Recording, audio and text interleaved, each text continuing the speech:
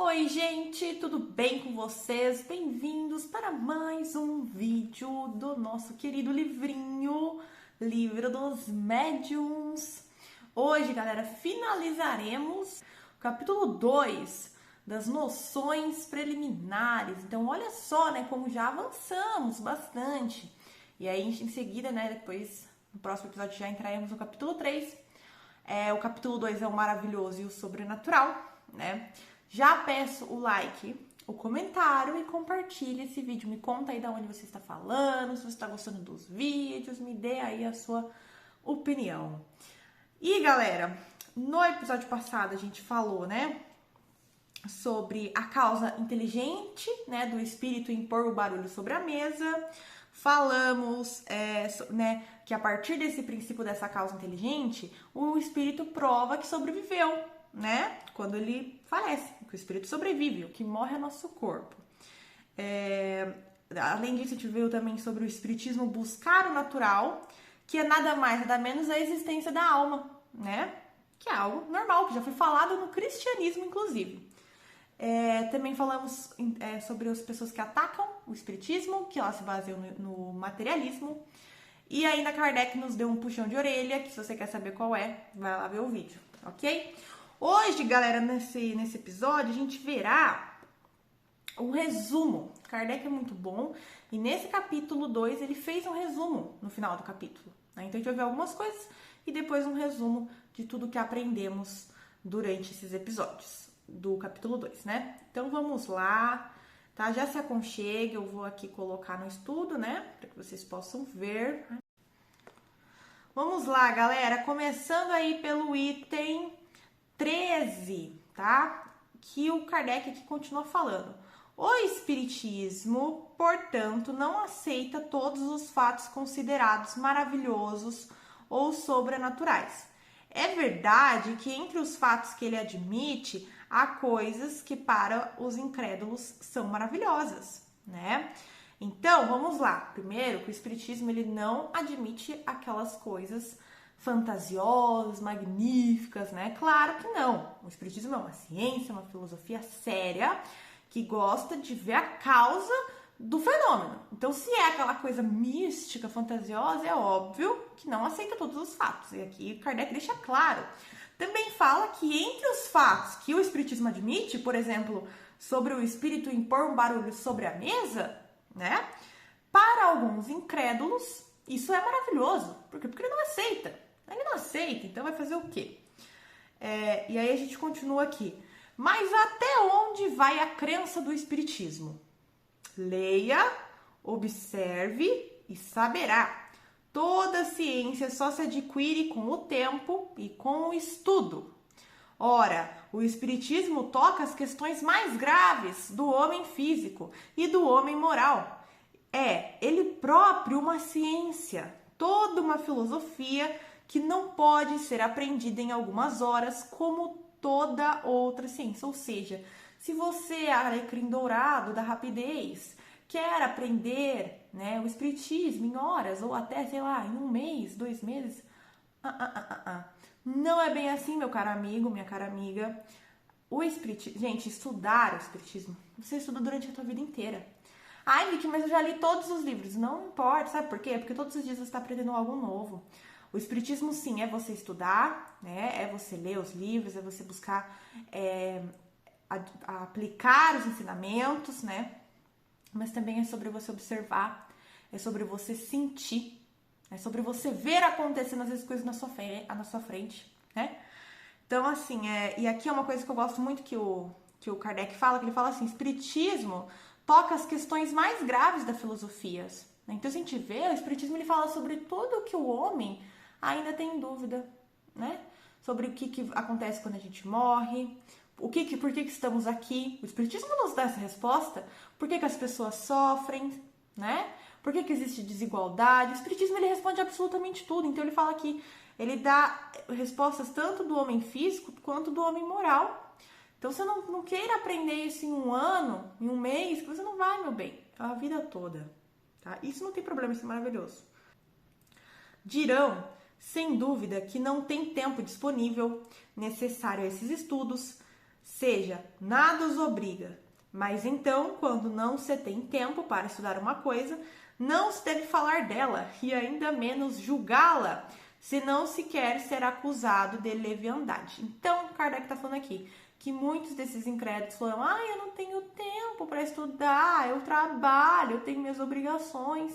E Kardec fala: tá bom, tu não estuda, tu não precisa fazer absolutamente nada, mas então não venha querer dar opinião de algo que você nem sabe, que você nunca nem leu um livro, que você nunca nem estudou, que você viu uma coisinha e quer palpitar e quer dar a sua opinião, que é uma opinião vazia, sem nenhum embasamento conexo, ok? Kardec é pleno, galera. E aí ele vai começando um resuminho aqui, ó. A partir do item 14, Kardec vai começar o resuminho para nós. Só que esse resuminho, gente, por mais que eu tenha grifado aqui, eu deixei ele no nosso resumo. Sabe o resumo que eu faço? Então eu vou ler aqui, porque eu facilitei ele para nós, tá? Vamos lá. Item 1 do resumo, que a gente começa o capítulo 2, né? Os fenômenos espíritas têm como princípio a existência da alma. Então, todos os fenômenos, seja uma mesa fazer barulho, né, o espírito bater na mesa, a psicografia, escutar, ver, tudo tem a ver com o princípio de existir uma alma. Porque se eu estou vendo um espírito, é porque aquela alma sobreviveu. Se eu estou escutando um espírito, é porque aquela alma sobreviveu após a morte. Se eu estou escutando que o espírito está batendo na mesa, é porque sobreviveu após a morte. Então, tudo parte do princípio da existência da alma. Então, olha só, que seríamos se não tivéssemos almas, não é mesmo? Item 2. Todos os fenômenos estão dentro da lei da natureza. Não é porque você não conhece, por exemplo, a lei da natureza de um espírito impor o barulho sobre a mesa que essa lei deixa de existir. Claro que não, né? A gente não é donos do universo para saber todas as leis de Deus. Então, todos os fenômenos estão dentro das leis da natureza, aonde eles param de ser sobrenatural e maravilhoso, porque sobrenatural é estar sobre a natureza. E todos os fenômenos estão dentro das leis da natureza. Então, para nós, é algo natural, nada demais, né? E aqui a gente vai para o item 3, justamente por conta disso.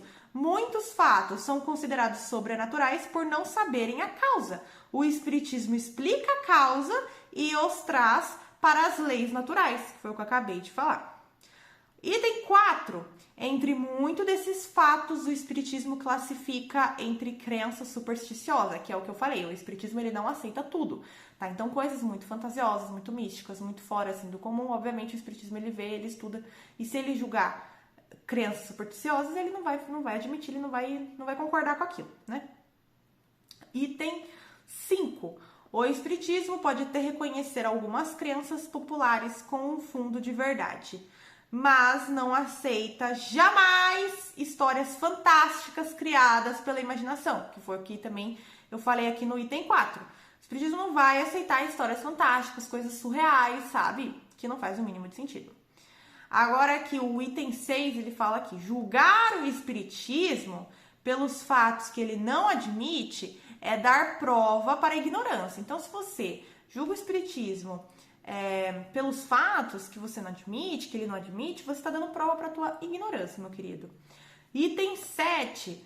Tudo admitido pelo Espiritismo traz um estudo científico e uma filosofia que requer estudo aprofundado. Então, o Espiritismo jamais você vai encontrar afirmações dentro do Espiritismo que não tenham um embasamento, né, uma teoria com nexo, com coerência em suas palavras. Por isso que o Espiritismo é tão perfeito. Agora o item 8, né? O Espiritismo só considera crítico sério aquele que se dedicou e estudou para formar uma tese com embasamento conexo. Então, se você quer dar opiniões sobre o Espiritismo, primeiro que você tem que ter um estudo aprofundado nisso. Você não vai vir lá, sei lá da onde, nunca viu nada sobre o Espiritismo e argumentar e dar sua opinião, porque ninguém vai ligar, né? Não vai fazer diferença nenhuma, na verdade. Além disso, a gente vai vir aqui nessa parte, que o Espiritismo é ciência, então é bom vocês lembrarem isso, tá? O Espiritismo ele é ciência. Kardec usou o método experimental. O intuito de Kardec é apenas mostrar os fenômenos espíritas de forma natural. Então, o fato de Kardec ter escrito, né, o livro dos espíritos, livro dos médiuns, é justamente para isso, para mostrar os fenômenos espíritas de forma natural e explicá-los para que pessoinhas como nós pudéssemos aprender, né? E aí voltamos para o livro dos médiuns, que a gente leu toda essa parte. E aí agora a gente vai para o item 15, que ele vai falar aqui sobre uma palavra que é o milagre, né? Por quê? Porque a gente viu que todos os fenômenos, eles estão sobre as leis da natureza. Mas e os milagres? Os milagres, aquilo que é, que foge do normal, que é algo surreal, que é algo estranho, né? Diferente. E aí ele vai falar aqui, ó. A palavra milagre. Uma pequena observação sobre o assunto não estará deslocada nesse capítulo. Capítulo sobre o maravilhoso.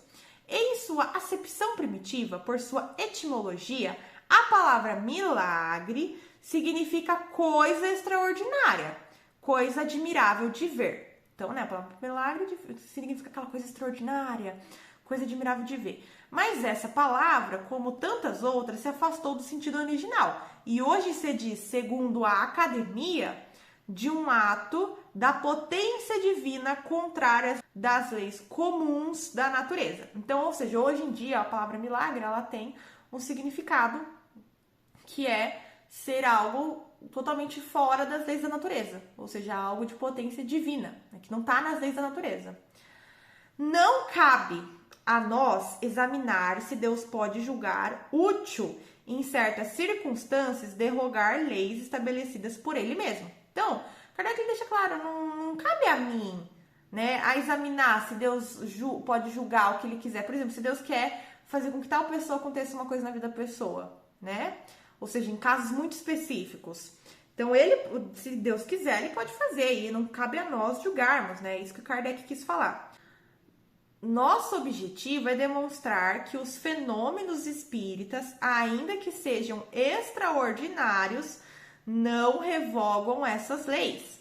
Não são maravilhosos ou sobrenaturais. Ou seja, o objetivo de Kardec, ele deixa bem claro, é demonstrar os fenômenos espíritas e que, por mais que eles sejam extraordinários, né, que seja muito interessante, muito legal, eles não são maravilhosos e nem estão sobre as leis da natureza, né? Eles estão dentro das leis da natureza, né? E aqui ele está falando, o milagre não se explica. Então a gente vê casos específicos que ocorreram aí na humanidade que realmente foram milagres que não se explica, que não tem uma explicação lógica para aquilo, né? Não faz sentido mesmo. E igual ele falou, isso não cabe a nós julgar quando Deus acha que é necessário que tenha que ter um milagre, né? Mas ele está falando especificamente dos fenômenos espíritas. Então ele continua aqui, ó.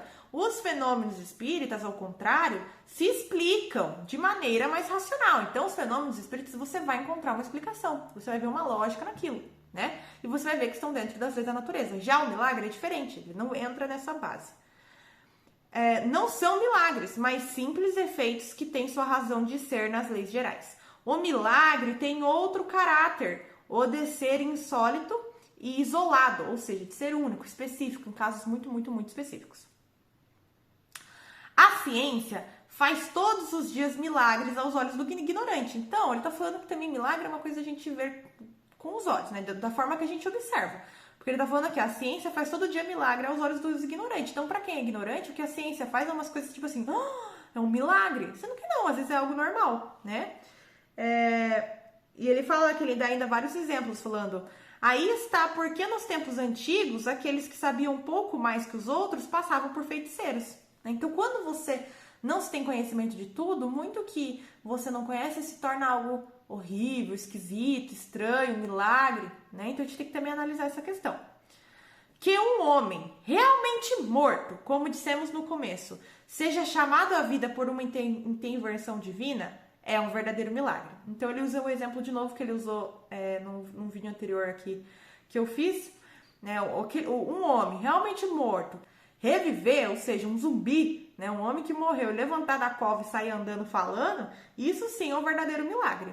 Porque é contrário às leis da natureza. Você nunca viu um homem levantando do túmulo e saindo andando, né? Pelo amor de Deus. Esses seres ocultos que povoam o espaço são uma das forças da natureza, força cuja ação é incessante sobre o mundo material, tanto quanto sobre o mundo moral. Então, esses seres ocultos, ou seja, espíritos, ou seja, nós, porque nós estamos encarnados, nós somos espíritos, né? que povoam o espaço, eles são uma das forças da natureza, ou seja, nós estamos dentro das leis da natureza, né? E eles têm a ação incessante sobre o mundo material, eles têm ação, nós temos ação sobre o mundo material e também sobre o mundo moral, né? E agora aqui, para finalizar o capítulo 2, ele fala aqui, ó, quem se reportar à teoria das aparições que abordaremos mais adiante, verá que os fenômenos se tornam mais simples e plausíveis como uma série de fenômenos físicos que só são prodigiosos na falta de uma chave para sua explicação. Ou seja, nas próximas, né, porque a gente tem muito chão pela frente desse livrinho, galera, que a gente vai abordar, né, vocês vão ver que vai se tornar algo tão simples, né, tão básico, assim, tão natural, né? Pode ser lindo, pode ser extraordinário, mas é natural, você vê que é algo natural, né? Não é algo que está sobre a natureza, né? Então, é questão da gente estudar mesmo. Quando a gente estuda, a gente encontra as respostas. No próximo episódio, entraremos no capítulo 3, olha aqui, método, maneira de proceder com os materialistas. Então, vai ser bem interessante. E eu espero você aqui, eu espero muito que você tenha gostado, que você tenha se divertido, que você tenha compreendido. Qualquer dúvida, deixa aí nos comentários. Se você gostou também, deixa aí nos comentários. Curta, comente, compartilhe esse vídeo e eu aguardo você para o nosso próximo vídeo na semana que vem, ok? Beijos e até o próximo vídeo!